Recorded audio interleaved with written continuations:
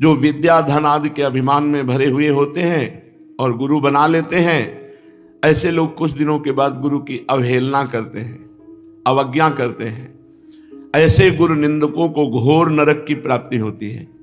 जो गुरु निंदक हैं, गुरु जी की निंदा करते हैं, गुरु जी की अवहेलना करते, सर्वनाश पक्का समझो। इससे ऐसे डरना चाहिए कि और हमें कहीं डर ही नहीं है, एकमात्र वैष्णव और गुरुदेव के चरणों का अपराध न बने, बस यही जीवन में कसौटी कस लो और जो गलती बनेगी सब क्षमा हो जाएगी। वैष्णव अपराध और गुरुद्रोह ये बहुत कठिन है। हे देवी, जो गुरु निंदक होता है उसकी कांति नष्ट हो जाती है। जो गुरु निंदक होता है वो अल्पायु में मृत्यु को प्राप्त होता है, अकाल मृत्यु के द्वारा। जो गुरु निंदक होता है वो 7 कोटि कल्प पर्यंत नरक में वास करता है। हे महादेवी, जो व्यक्ति गुरु निंदा करता है तो जब तक सूर्य चंद्र विद्यमान रहते हैं तब तक उसे नरक में ही अवस्थान मिलता है। तो क्या महाराज जी ऐसे भी शिष्य होते हैं जो अपने गुरु की निंदा करते हैं? हाँ, क्यों नहीं। सृष्टि है, अपनी कामना की पूर्ति ना हुई तो मनोरथों में असफल होने पर गुरु की निंदा करने लगते हैं, या गुरु में दोष दर्शन करके गुरु की निंदा करने लगते हैं, या गुरु को अपनी इच्छा अनुसार ना चलते देखकर गुरु की निंदा करने लगते हैं। कोई शिष्य गुरु की कृपा से थोड़ी शक्ति प्राप्त कर ली, थोड़ा भजन बन गया तो अपने को बड़ा भजनानंदी मानकर गुरु की अवज्ञा करने लगते हैं और गुरु पर आक्षेप करने लगते हैं। वचनों का वो आक्षेप करने लगता है, अवज्ञा करने लगता है, गुरु में दोष दर्शन करके उनके दोषों का वर्णन करने लगता है। अतएव केवल गुरुदेव ही नहीं, गुरुदेव जिसे मित्र मान लिए, गुरुदेव जिसे अपना मान लिए, गुरुदेव की जो दासत्व में है उनकी भी निंदा गुरु निंदा के समान ही मानी जाती है। गुरु मित्र सुहृद दासी दासाद्यान नाव मानयेत न निंदस्य समयान वेद शास्त्र गमादिकान। गुरुदेव जिसे अपना मित्र मानते हैं उसे गुरुदेव के समान ही आदर दिया जाता है। गुरुदेव का जो सुहृद है या गुरुदेव की जो दासी दास हैं उनको गुरुदेव के समान ही आदर करना चाहिए। जब गुरु दर्शन के लिए जाते हैं तो जो छोटे गुरु भाई गुरु जी की सेवा में रहते हैं वो जब आरती पूजा ऐसे तो उनके चरणों को एकाग्रता पूर्वक देखकर बार बार नमन करते हैं, गुरु जी के समान उनको दंडवत प्रणाम, उनको नमस्कार करते हैं। ये नहीं कि छोटे गुरु भाई, नहीं, हमसे ज़्यादा सौभाग्य इनको इस समय वर्तमान में प्राप्त है क्योंकि हमारे गुरुदेव की श्रीअंग सेवा में प्रकट है। तो जैसे गुरुदेव की दास्ता ऐसे उन गुरु भाइयों की भी हृदय से दास्ता हम स्वीकार करते हैं जो हमारे गुरुदेव जी की प्रसन्नता में, उनकी आज्ञा में, उनकी सेवा में रत हैं। गुरु पिता गुरुर्माता गुरुर्देवो गुरुर्गति शिवे रुष्टे गुरुस्त्राता गुरौ रुष्टे न कश्चन। हे देवी, असली माता पिता तो गुरुदेव ही हैं। समस्त देवताओं में सर्वश्रेष्ठ गुरुदेव हैं। शिष्य की एकमात्र सद्गति का कारण गुरुदेव है। भगवान रुष्ट हो जाए तो गुरु रक्षा कर लेते हैं, लेकिन गुरु रुष्ट हो जाए तो भगवान रक्षा नहीं कर सकते।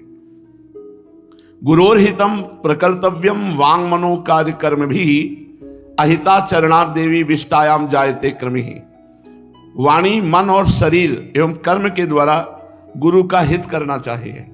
हे देवी, यदि कोई गुरु के प्रति रोष दृष्टि रखता है, गुस्सा की दृष्टि रखता है, अहित आचरण करता है, गुरु के यश को कलंकित करता है, गुरु की महिमा को निंदा आदि के द्वारा, तो वो विष्ठा का कीड़ा बन करके जन्म लेता है।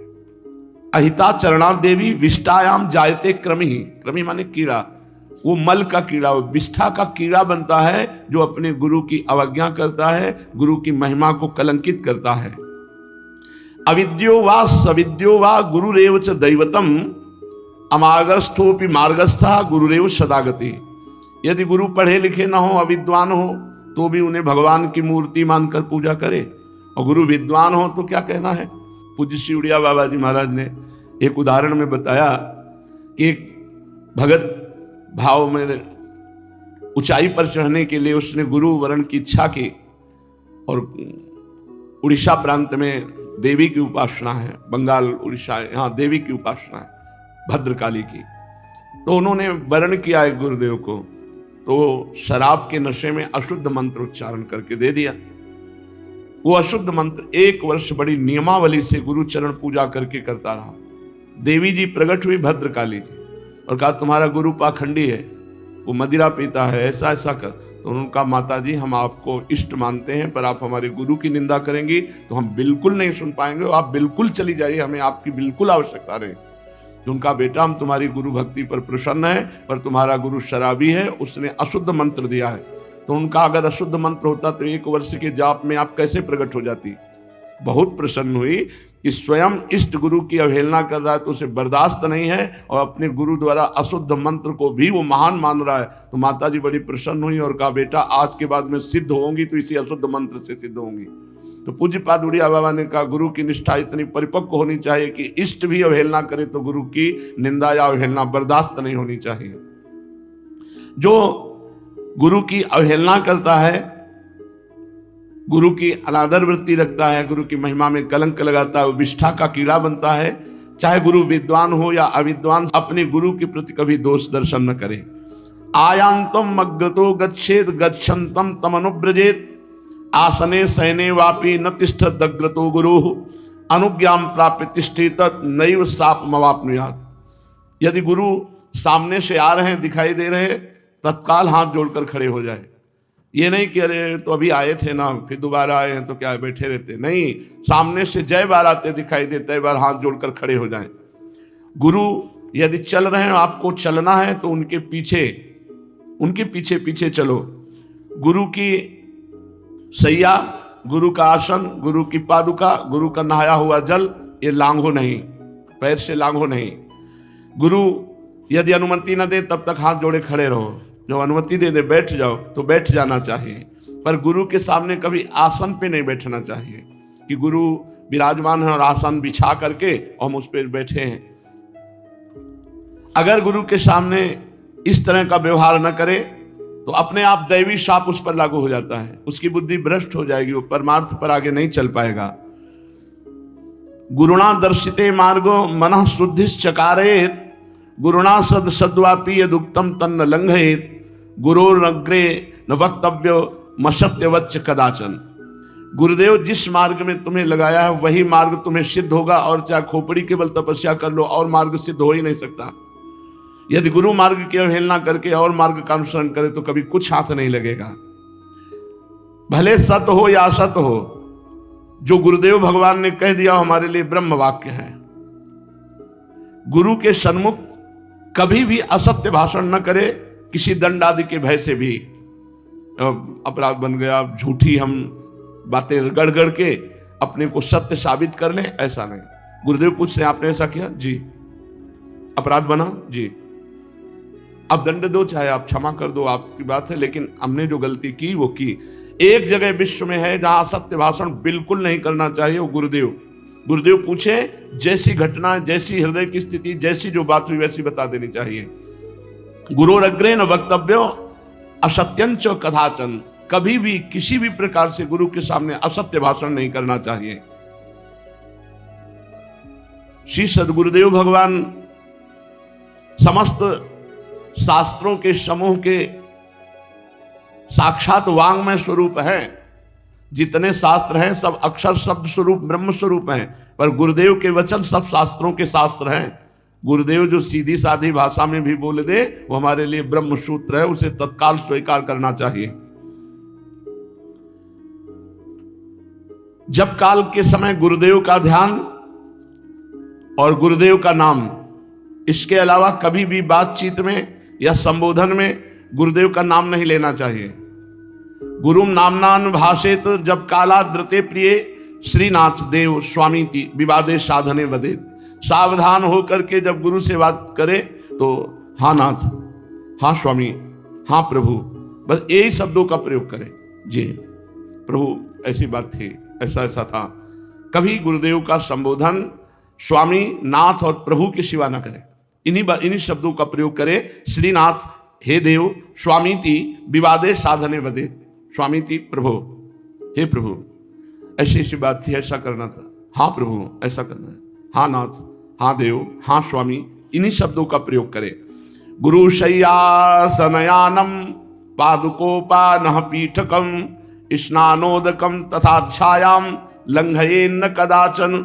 गुरुदेव की शैया, गुरुदेव का आसन, गुरुदेव की पादुका, गुरुदेव का उपानह जूता, गुरुदेव का स्नान जल और गुरुदेव की छाया, इनका कभी उल्लंघन नहीं करा। अगर गुरु की छाया पड़ रही है तो परिक्रमा करके जाओ, ऐसे नहीं कि छाया को पैर से लांघ जाओ।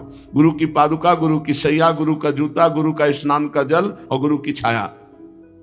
गुरोरग्रे पृथक पूजा मौधत्यम च विवर्जयेत। दीक्षाम व्याख्या प्रभुत्वादि गुरोरग्रे परिव्रजेत। जब तक गुरुदेव विराजमान है और वो आज्ञा न करे तो कभी किसी को दीक्षा न दे। गुरुदेव के सामने कभी अपने आप को ज्ञानी ठहरा कर उपदेश न देने लगे।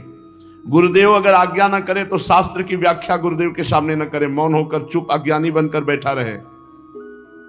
जब तक गुरुदेव की आज्ञा ना हो तब तक चुप बैठा रहे। अपने कभी विद्या, जाति एवं धनादि के घमंड में आकर गुरुदेव के आगे आगे बातचीत करना शुरू ना करे। शिष्य तो गुरु की सानिध्य में सर्वदा सेवा करके ही सब सिद्धियां प्राप्त कर लेता है। सदा च पादुका मंत्रम जिह्वाग्रे यस्य वर्तते। अनायासेन धर्मार्थ काम मोक्षम लभेन नरः। श्री गुरु चरणाम्भोजम ध्यायेद यश्च दैवतम। भुक्तये मुक्तये वीर नान्यो भक्तवतो अधिक।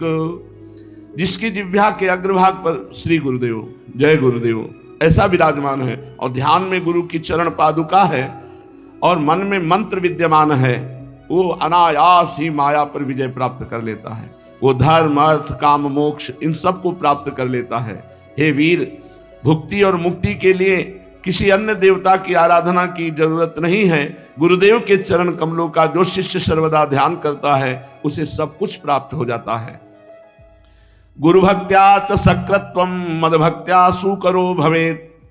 बड़ी विचित्र बात कह रहे हैं, यदि गुरु भक्ति का ठीक अनुसंधान करे तो शक्रो भवेत।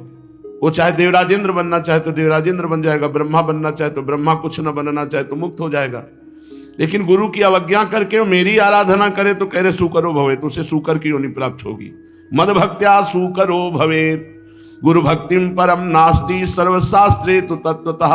समस्त शास्त्रों का तत्व है गुरु भक्ति। प्रश्नकर्ता ने कहा कि प्रभु मेरी ये बात समझ में नहीं आई कि भगवान कहते मेरी भक्ति करने से सुकरो भवेत, मद भक्त्या सुकरो भवेत। ऐसा क्यों भगवान ने कहा? क्या भगवान की भक्ति करने से कोई सुकर योनि की प्राप्ति करेगा? कह रहे जो गुरु की अवज्ञा करके मेरी भक्ति करेगा वो सुकर योनि को प्राप्त होगा। यह है अधर्म, यह है सब हानि कानि न रसिकन में रहा है। सेवक जी महाराज ऐसे थोड़ी कह रहे, ये जो मंत्र ले लिए और अपनी छाप लगाए घूम रहे हैं, अपनी मस्ती से घूम रहे, कोई गुरु मतलब नहीं, कोई गुरु पूजन नहीं, कोई गुरु से मतलब मंत्र मिल गया, अब क्या गुरु की जरूरत है? तो बोले सुअर बनना पड़ेगा। भगवान कह रहे मत भक्तो, भगवान कह रहे सुकरो भवेति। यदि आप गुरु की भक्ति की अवहेलना करके मेरी भक्ति को स्वीकार करते तो सुकरो भवेति। और मैं कहता हूं कि वो अधोगति को प्राप्त होगा, किंतु जो गुरु की भक्ति करते हैं वो शक्रो भवेति, वो इंद्रत्व को प्राप्त हो जाएंगे। मेरे से भी सर्वश्रेष्ठ गुरु हैं। भगवान ने ये बात कही है, मोते हैं अधिक गुरु ही जिय जानी। मेरे से भी अधिक गुरु को मानना चाहिए। गुरु भक्ति संसार में मोक्ष प्राप्ति का एकमात्र निर्विघ्न उपाय है। धिक धनम धिक बलम तेषाम धिक कुलम धिक विचेष्टितम एसाम नान्व पद्येत भक्ति गुरुदेव महेश्वरी। उस धन को धिक्कार, उस विद्या को धिक्कार, उस जाति कुल को धिक्कार है जिसका अभिमान आकर हम गुरु का अपमान कर दें।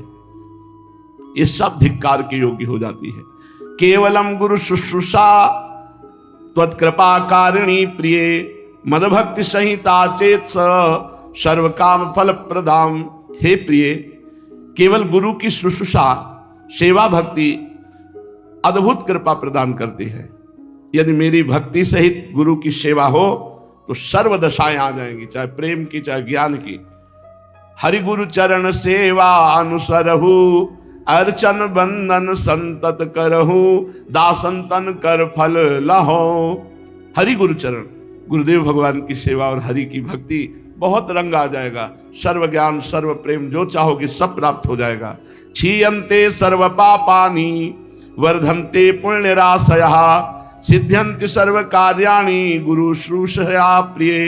हे प्रिय, जो गुरु शुश्रूषा अर्थात सेवा जो गुरु सेवा करता है, क्षीयन्ते सर्व पापानि, उसके सब पाप नष्ट हो जाते हैं और अपार पुण्य राशि का वर्धन होता है जो गुरु चरण सेवा में रहता है। आज्ञा भंगोर्थ हरणम गुरुरधि वर्णनम गुरुद्रोह मिदम प्राहुर या कुर्यात सपातकी। वो पापी है जो अपने गुरुदेव की आज्ञा भंग करता है, जो अपने गुरुदेव का द्रव्य अपहरण कर लेता है, जो अपने गुरुदेव के सामने अप्रिय भाषण बोलता है, उसी को गुरुद्रोह कहते हैं। गुरुद्रोह मिदम प्राहुर, यही गुरुद्रोह है। गुरु की आज्ञा का उल्लंघन करना, गुरु के द्रव्य का अपहरण कर लेना, गुरु के सामने अप्रिय वचन बोलना, इसी का नाम गुरुद्रोह है। और ये गुरुद्रोह करने वाला महापातकी होता है। गुरु तो कोप नहीं करेंगे, लेकिन दैवी शक्तियां उसका गुरुद्रोह के कारण नाश कर देंगी, अल्प मृत्यु को प्राप्त होगा, उसका अनिष्ट हो जाएगा, वो महान विपत्ति का उसे सामना करना पड़ेगा। जो गुरुद्रोही है वो कदापि नहीं बच सकता। अग्नि की ज्वाला से बचा जा सकता है, विष के पान से बचा जा सकता है, मृत्यु के प्रहार से बचा जा सकता है, लेकिन गुरुद्रोह से नहीं बचा जा सकता। जो गुरुद्रोह कर दिया उसका निश्चित नाश हो जाएगा। तेन बचन मानत गुरुद्रोही निष्दिन करत आपनो भायो, तो इत व्यवहार न उत परमारथ बीच ही बीच जो जन्म गवायो। इसलिए गुरु की आज्ञा में रहे, कभी गुरु की निंदा ना करे।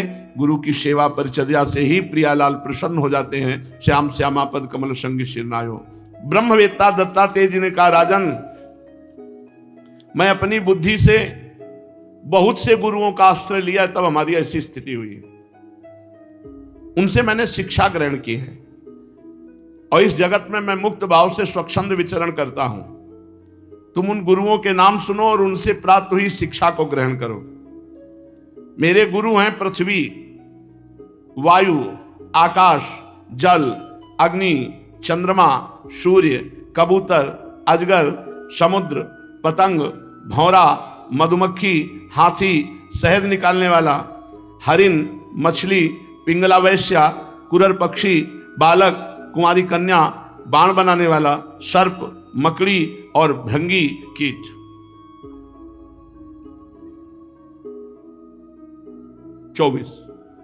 24 गुरु हमने बनाए। इन 24 गुरुओं से हमने शिक्षा ली। इन्हीं के आचरण से इस लोक में अपने लिए मैंने शिक्षा ग्रहण की। और ययाति नंदन महाराज यदु, मैंने इन 24 गुरुओं से जो सीखा वो सब का सब तुम्हें सुना रहा हूं, ध्यान पूर्वक सुनो।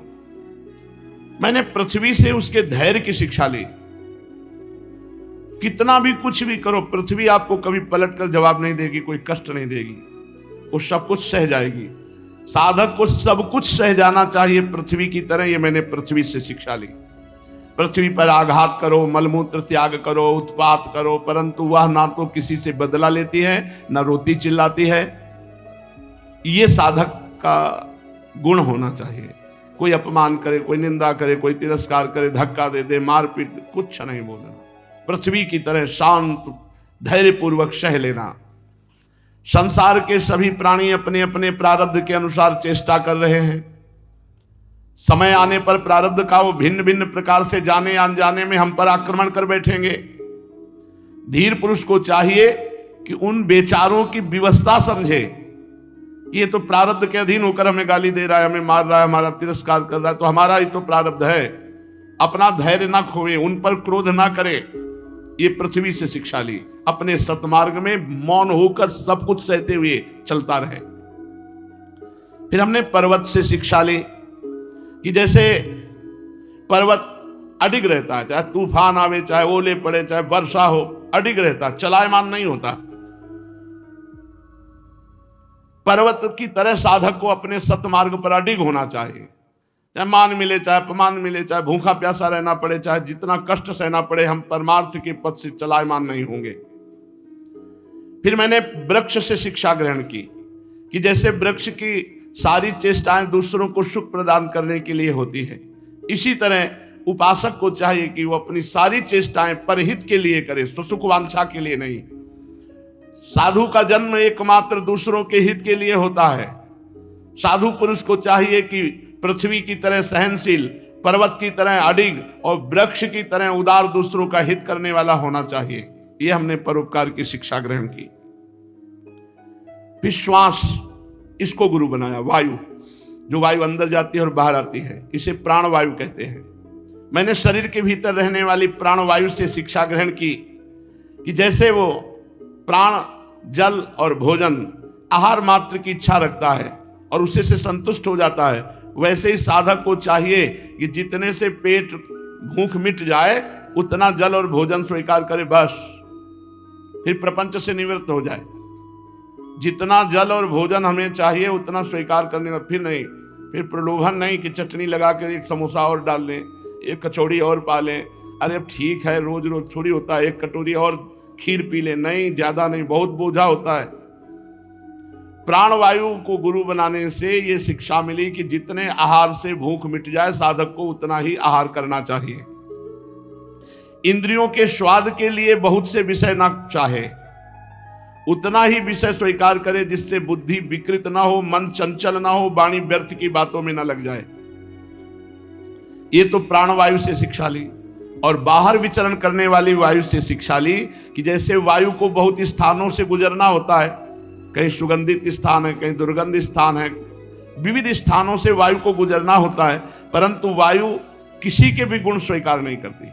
सुगंध आई तो सुगंध लेकर चल दिया, तो आगे दुर्गंध आई तो दुर्गंध, दोनों को छोड़ दिया और वो अपने स्वरूप में एक रस बह रही। वो किसी के गुण या दोष स्वीकार नहीं। ऐसे साधक को विचरना चाहिए। अच्छा संग है तो जय जय, बुरा संग है तो जय जय, वो अपनी चाल में चल रहा, कोई फर्क उसकी चाल में नहीं है। साधक को चाहिए कि विभिन्न धर्मावलंबियों के, विभिन्न स्वभाव वालों के साथ भी रहने पर अपने लक्ष्य में दृढ़ रहे। जैसे वायु अपने स्वभाव में निर्मल स्वच्छ है, और चाहे गंदे स्थान से गुजर जाए चाहे अच्छे स्थान से गुजर जाए, थोड़ी देर में देखोगे फिर अपने स्वभाव में ये पवित्र। साधक को चाहिए कि किसी के गुण या दोष की ओर झुक न जाए, किसी से आसक्ति न कर बैठे, किसी से द्वेष न कर बैठे, वायु की तरह निर्विकार विचरण करे। जो गंध है ये वायु का गुण नहीं है, पृथ्वी का गुण है, परंतु वायु को गंध का वहन करना पड़ता है। ऐसा करने पर भी वायु शुद्ध ही रहता है, गंध से उसका संपर्क नहीं होता। वैसे ही जब तक इस शरीर पर साधक को रहना होता है तब तक इसकी व्याधि, रोग, पीड़ा, भूख, प्यास इसका वहन करना पड़ता है, परंतु अपने को शरीर नहीं मानता, इसलिए परम पवित्र स्वरूप में रहता है। आत्मा के रूप में देखने वाला साधक शरीर और उसके गुणों के आश्रय से होने वाले विकारों से सर्वथा निर्लिप्त रहता है। फिर मैंने आकाश को गुरु बनाया। जितने भी घट मठ आदि हैं, घड़ा है, महल है, मठ आदि हैं, चाहे चल हो या चल, उनके कारण भिन्न भिन्न प्रतीत होने पर भी वास्तव में आकाश सब जगह विराजमान है, एक रस। आकाश का गुण शब्द है, कहीं भी अगर शब्द है तो आकाश तत्व वहां विराजमान है। चर जितने भी सूक्ष्म स्थूल शरीर हैं उनमें आत्मा रूप से सर्वत्र स्थित होने के कारण ब्रह्म सभी जगह विराजमान है। साधक को चाहिए कि सूत के मणियों में व्याप्त सूत के समान आत्मा को अखंड और असंग रूप से देखे। जैसे सूत की ही धागे में सूत की ही मणियां पिरोई हुई हैं तो पूरा सूत ही सूत है, ऐसे ही ये पूरा जगत ब्रह्म स्वरूप है, जड़ चेतन जितना सब भगवान में है। हम देह भाव से होने के कारण ये बात नहीं समझ पाते। वो ब्रह्म इतना विस्तृत है कि उसकी तुलना कुछ कुछ आकाश से ही की जा सकती है।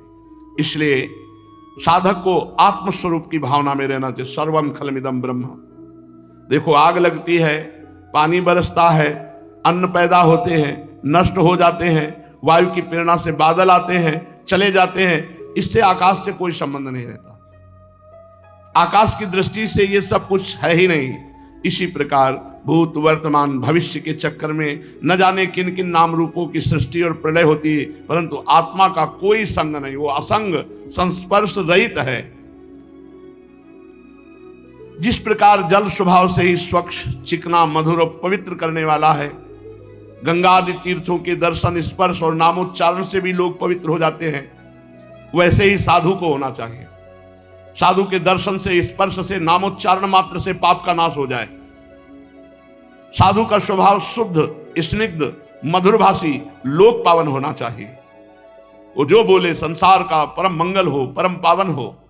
हमने जल को गुरु बनाकर शिक्षा ली कि स्वच्छ, मधुर, पवित्र, स्मरण करने वालों के पापों का नाश करने वाला, दर्शन करने वालों के पापों का नाश करने वाला साधु होना चाहिए। राजन, फिर मैंने अग्नि से शिक्षा ली, अग्नि को गुरु बनाया। जैसे अग्नि तेजस्वी और ज्योतिर्मय होता है, कोई भी अग्नि को अपने तेज से दबा नहीं सकता। जैसे अग्नि के पास संग्रह परिग्रह के लिए कोई पात्र नहीं रहता, सब खा लेती, भस्म कर देती है, और वो सब खाने के बाद भी किसी दोष से लिप्त नहीं होती।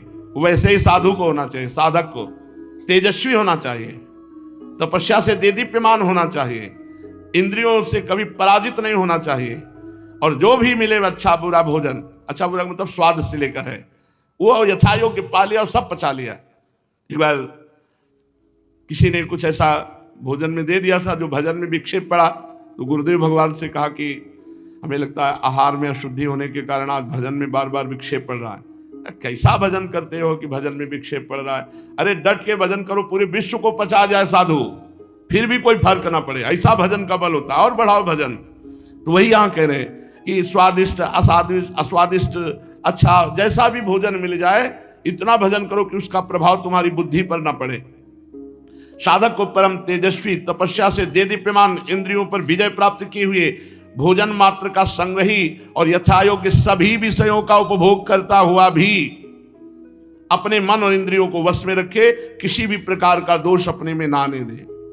जैसे अग्नि कहीं लकड़ी आदि में अप्रकट रहती है और कहीं प्रकट हो जाती है, वैसे ही साधु को भी चाहिए, साधक को कभी गुप्त रहकर खूब तपस्या और भजन करे, और कभी प्रकट होकर लोगों को सुख प्रदान करे। वो कहीं कहीं ऐसे रूप में प्रकट हो जाता है जिससे कल्याणकामी पुरुष गुरु रूप से उसकी उपासना करके परम लाभ प्राप्त करते हैं।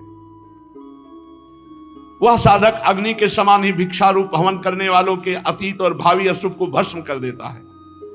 वो सर्वत्र अन्न ग्रहण करता है। साधक पुरुष को इसका विचार करना चाहिए कि जैसे अग्नि लंबी चौड़ी टेढ़ी सीधी लकड़ियों में रहकर उनके समान ही सीधी टेढ़ी या लंबी चौड़ी दिखाई देती, पर अग्नि वैसी होती नहीं है। वैसे ही सर्वव्यापक आत्मा भी अपनी माया से रचे हुए कार्य कारण रूप जगत में व्याप्त होने के कारण उन वस्तुओं के नाम रूप से कोई संबंध न होने पर भी उनके रूप में प्रतीत होने लगता है। फिर मैंने चंद्रमा को गुरु बनाया। चंद्रमा से शिक्षा ग्रहण की कि यद्यपि जिसकी गति नहीं जानी जा सकती, उस काल के प्रभाव से चंद्रमा की कलाएं घटती हैं और बढ़ती हैं, तथापि चंद्रमा तो चंद्रमा है, उसकी कलाएं घटती बढ़ती हैं, चंद्रमा घटता बढ़ता नहीं। वैसे ही जन्म से लेकर मृत्यु पर्यंत जितनी अवस्थाएं सब शरीर की हैं, आत्मा से उनका कोई भी संबंध नहीं है। जैसे आग की लपट, दीपक की लौ, ये क्षण क्षण में उत्पन्न और नष्ट होती रहती है, पर उनका ये क्रम निरंतर इतने वेग से चलता है कि ऐसा लगता है अखंड लौ जल रही है, अखंड ज्वाला, अखंड जल प्रवाह। लेकिन जिस जल पे दृष्टि गई वो प्रवाह में कहां पहुंच गया, जिस लौ पर दृष्टि गई वो कितनी बार कट चुकी, इतनी जोर से उसका जुड़ान रहता कि दिखाई नहीं देता।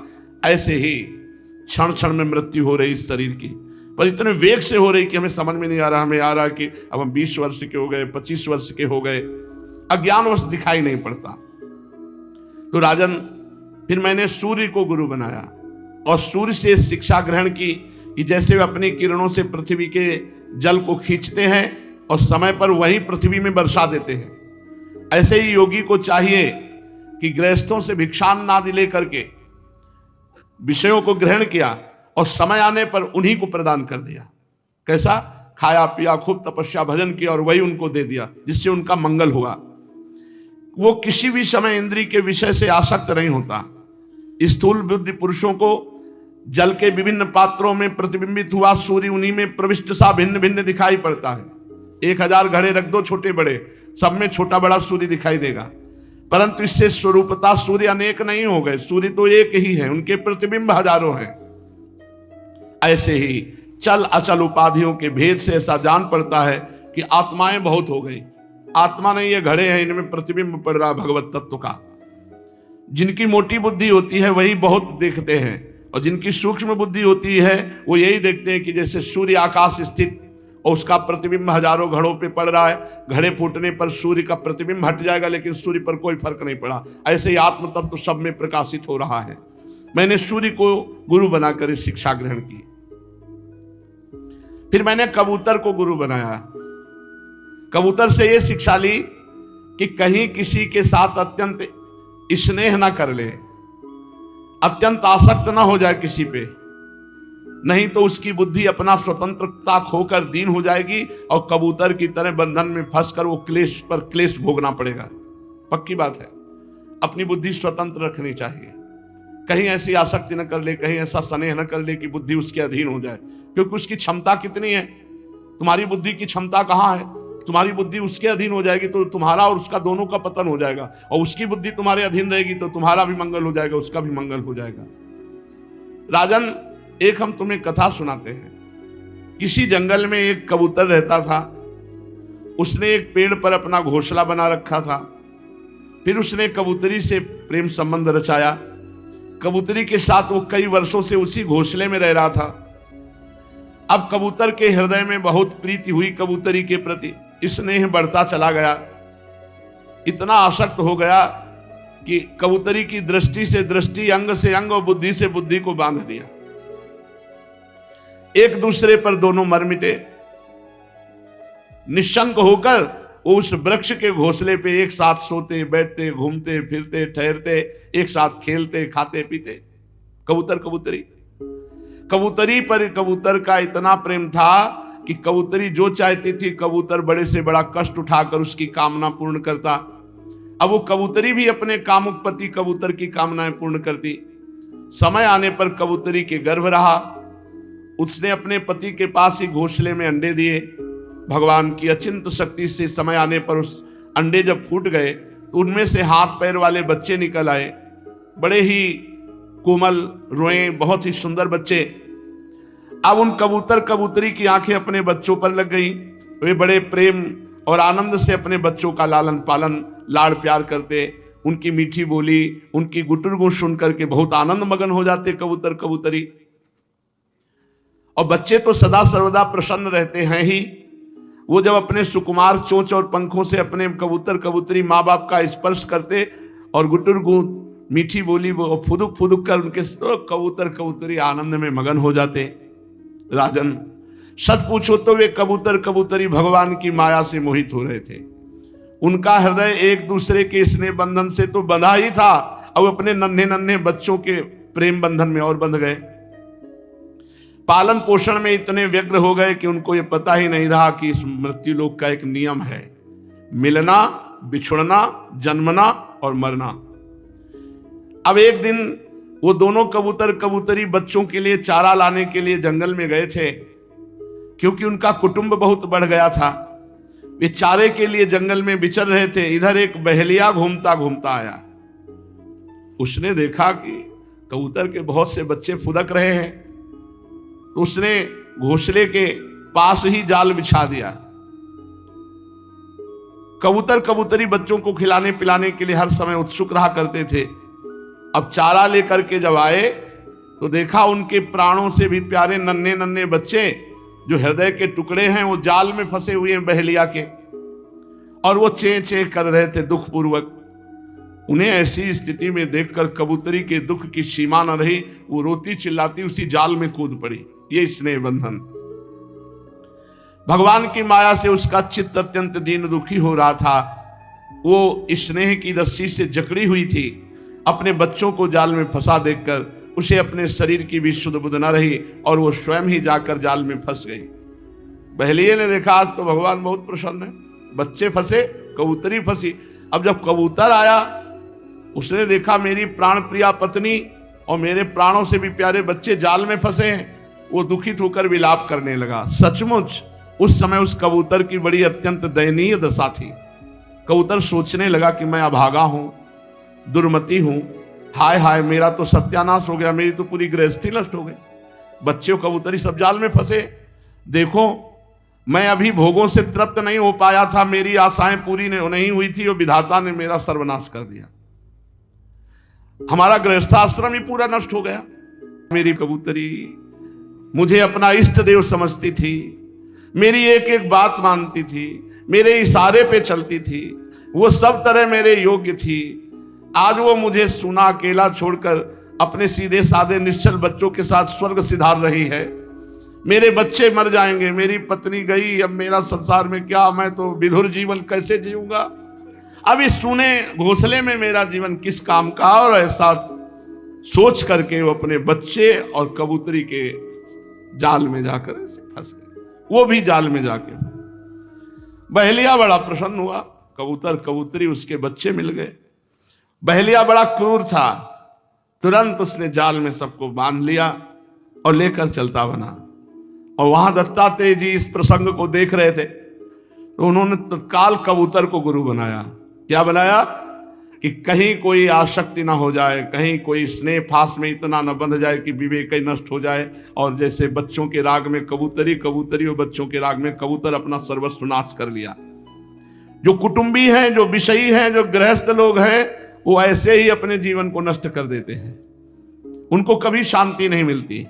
वो अपने कुटुंब को कष्ट पाता देख करके मार क्लेश से तड़पते रहते हैं। अरे भाई, ये मनुष्य शरीर मुक्ति का खुला हुआ द्वार है। यह प्राप्य मानुषम लोकम मुक्ति द्वारम अपावृतम गृहेषु खगवत सक्तस तमारूढ़च्युतम विदुः।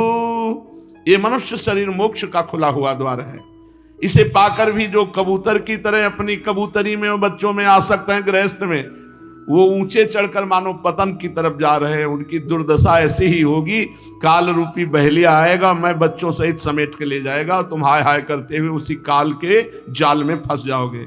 इसलिए खूब राधा राधा नाम जप करो, भगवान की लीला कथा सुनो, और जो कर्तव्य कर्म करो भगवान को समर्पित करो, और अपने परिवार वालों को भगवान का स्वरूप समझो।